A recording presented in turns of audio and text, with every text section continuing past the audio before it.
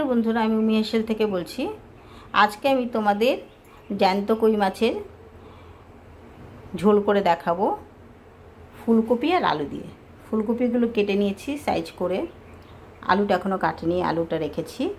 দুটো টমেটো নিয়েছি, আদা নিয়েছি, আর জিরে ধনে আর গোলমরিচ বাটা দেবো। আর মাছগুলো ভালো করে ধুয়ে পরিষ্কার করে নিয়েছি, এবার নুন হলুদ মাখিয়ে ভেজে নেব। আর ফুলকপিটা আমি এখন ভাপিয়ে নেব। মাছটা এবার নুন হলুদ মাখিয়ে নিচ্ছি ভালো করে। নুন হলুদ মাখিয়ে নিয়ে ভেজে নেব। নুন হলুদ মাখানো হয়ে গেছে, এবার এটা ভালো করে ভাজবো। ফুলকপি আলুটা ভাপানো হয়ে গেছে, দেখো নুন জলে ভাপিয়ে নিয়েছি। কড়াইতে তেল বসিয়েছি, তেলটা গরম হয়ে গেছে। এবার একে একে মাছগুলো ছেড়ে দেবো।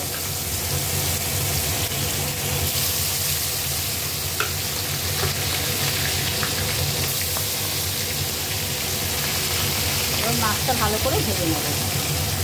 এবার মশলার জন্য আমি এখানে 1 ইঞ্চি আদা, 10-12টা ছোটো ছোটো কাঁচা লঙ্কা, 3টে এলাচ আর গোলমরিচ আর একটা টমেটো পেস্ট করে নেব। মাছটা উল্টে দেবো, একটু কড়া করে ভাজবো যেন কই মাছ।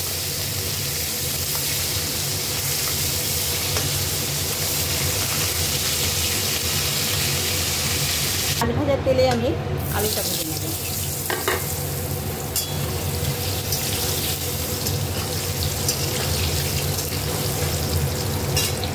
আলুটা ভাজা হয়ে গেছে, তুলে নেব।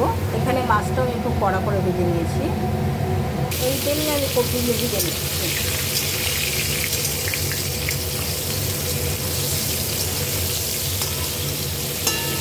ফুলকপিটা ভাজা হয়ে গেছে, এবার আমি ফুলকপিটাও তুলে নেব। এই তেলে আমি 1 চামচ তেল দিয়ে দিলাম, একটা তেজপাতা ফোড়ন দিলাম, জিরে ফোড়ন দিলাম, আর এই যে পেস্ট করা মশলাটা ছিল সেটা দিয়ে দিলাম। হলুদ দিলাম, স্বাদ অনুযায়ী নুন দিলাম। এটা ভাজা জিরে গুঁড়ো দিলাম, 1 চামচ ভাজা জিরে গুঁড়ো আছে। এবার এটা একটু কষিয়ে নেবো ভালো করে। মিক্সি ধোয়া জলটা দিয়ে দিলাম, অল্প লাল মির্চি দিলাম, এটা 1/2 চামচ মতো দিয়েছি আমি। দিয়ে এটা ভালো করে কষিয়ে নেব।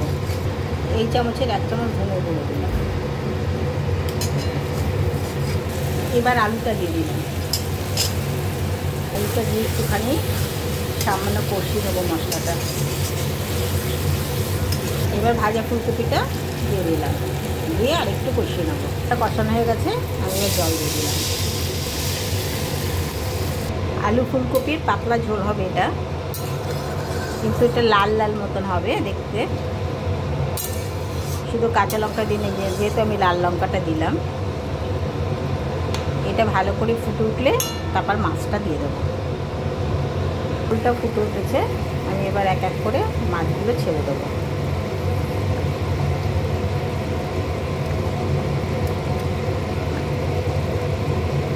একদম দেশি কই, জ্যান্ত কই। এই মাছের ঝোল খেতে খুবই ভালো লাগে আর খুব সুস্বাদু হয়। ফুলকপি দিয়ে আলু দিয়ে পাতলা ঝোল শরীরের জন্য খুব ভালো, তার জন্য এইভাবে আমি রান্নাটা করছি পাতলা করে। কই মাছের পাতলা ঝোলটা হয়ে গেছে, আমি এর উপর দিয়ে কিছুটা ধনে পাতা ছড়িয়ে দিলাম।